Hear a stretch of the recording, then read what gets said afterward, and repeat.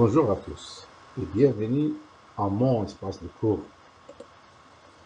On commence par le chapitre numéro 1, rappel, et article numéro 1, simulation statique, en anglais steady state. Les objectifs spécifiques. À la fin du cours, l'apprenant sera capable de définir les techniques permettant d'introduire les caractéristiques de la charge dans le simulateur, expliquer le principe de mise en place du modèle mathématique, montrer l'importance de l'injection des conditions opératoires pour assurer la convergence du système, regrouper les étapes du processus d'extraction des résultats, mettre en pratique les techniques permettant de déterminer les paramètres inconnus, allier les instruments d'observation aux techniques de raccordement entre les installations industrielles. On commence par l'introduction. L'ingénierie de procédés assistés par ordinateur jouer un rôle clé face aux exigences économiques, environnementales, sécuritaires et de marché. Elle permet de concevoir des procédés plus durables, rentables et sûrs, tout en optimisant le fonctionnement des installations existantes. Ce domaine s'est fortement développé dans le secteur comme l'industrie pétrolière et chimique. Les simulateurs de procédés sont les outils de base des techniciens et des ingénieurs de procédés, car ils permettent d'établir aisément et avec rigueur les bilans matière et énergie sur le procédé. On commence par l'introduction aux informations requises pour l'utilisation du logiciel. Structure générale d'Aspen High6. Le schéma ci-contre résume tout ce qui est opéré dans la machine ou le logiciel. On commence par le modèle numérique, le modèle des opérations unitaires, les data banques des données de propriété physique. On utilise le modèle mathématique ou modèle thermodynamique et les données de composants température, pression, fraction de vapeur ou fraction le taux de vapeur et ou le Z facteur de compressibilité du gaz. Tout, on a trouvé l'intervalle d'utilisation. Après le résultat, nous avons trouvé une solution. Cette solution contient deux schémas. Premier schéma, l'optimisation. Deuxième schéma, l'étude économique. Fonctionnement d'Aspen High6.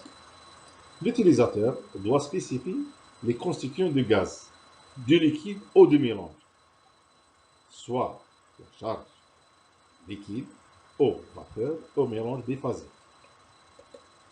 Il doit choisir un modèle mathématique. On a plusieurs modèles comparables, NFPL, Penn-Robinson, Unique, et ainsi de suite. Chaque modèle avec des conditions opératoires travaillées selon les conditions opératoires. Il doit établir le schéma de procédé, l'abréviation process flow diagram. Il doit aussi spécifier les paramètres nécessaires pour le calcul de chaque opération unitaire. Il doit introduire la pression, la température, le débit ou fraction de vapeur.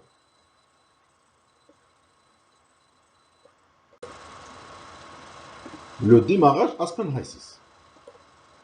Pour démarrer Aspen High6, il faut cliquer deux fois sur l'écran sur le micro ou le bureau ou cliquer sur démarrer Aspen High6.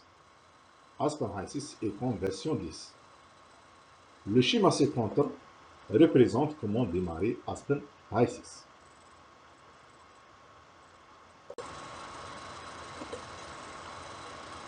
La sélection de la liste de composés.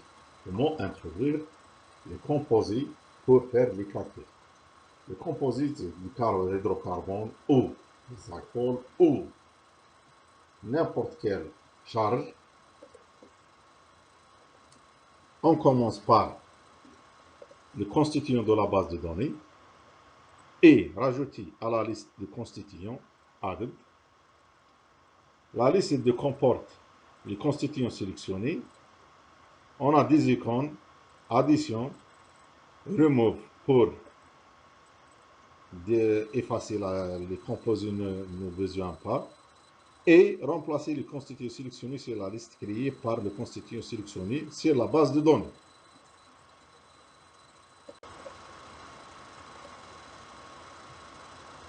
Sélection de modèles mathématiques. On a la liste de modèles, on a cliqué sur Fluid Package, Basic, on a plusieurs modèles mathématiques, liste de modèles thermodynamiques disponibles sur le Aspen HYSYS. Environnement, à la fin, on introduit sur la plateforme ou environnement de simulation pour simuler soit équipement au réseau, au process flow diagramme. Troisièmement, installation et spécification de corons. On a deux corons, coron de charge et coron d'énergie. Après l'introduction de la composition du flux de matière, l'utilisateur doit spécifier deux propriétés parmi les 5 propriétés suivantes. La température, la pression, la fraction de vapeur, l'entropie, l'enthalpie. Parmi ces deux propriétés, on doit spécifier au moins une température ou une pression.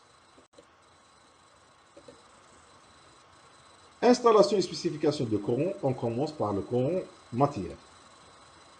Le coron matière, on introduit la charge, la composition chimique de chaque charge, la température, pression, débit ou la fraction ou le taux de vapeur.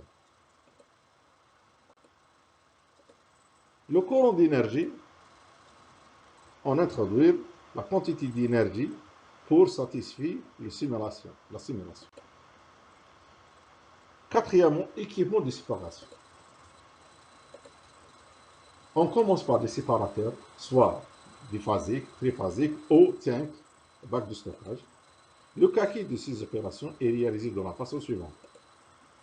Un calcul flash est utilisé pour déterminer les conditions produits, la pression de séparation et la pression minimale du fluide d'alimentation. La chute de pression due au changement de section est prise en compte dans la page paramètres. L'enthalpie est la combinaison de toutes les enthalpies des alimentations avec l'énergie attachée à l'appareil pour chauffage plus, pour refroidissement moins.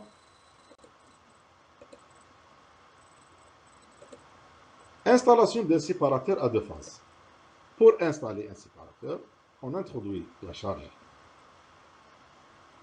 et les conditions opératives, température, pression et delta P. Et à la fin, on verrouille cette capacité.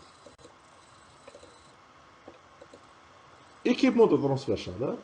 Dans le domaine transfert, on a des équipements pour refroidir et des équipements pour chauffer.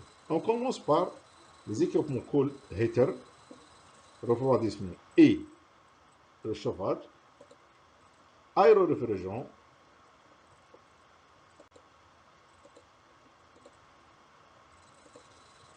installation en aéro-réfrigérant. Pour installer, il faut suivre plusieurs étapes. Par exemple, nombre de fans, nombre de ventilateurs, l'énergie fournie, la vitesse, et ainsi de suite. Conclusion. À la fin de ce travail pratique, les étudiants doivent savoir comment introduire la charge et les paramètres opératoires, comment assurer la convergence du système dans le simulateur, ainsi que comprendre l'installation d'un équipement industriel dans le simulateur et l'introduction des paramètres de fonctionnement. Pour enrichir les informations, je vous donne plusieurs bibliographies. Par exemple, Marino Martin, Introduction to Software to Chemical Engineering, Xavier Julius, Simulateur de procédures techniques d'ingénieur, et User Guide des simulateurs utilisés. Et à la fin, merci pour votre attention.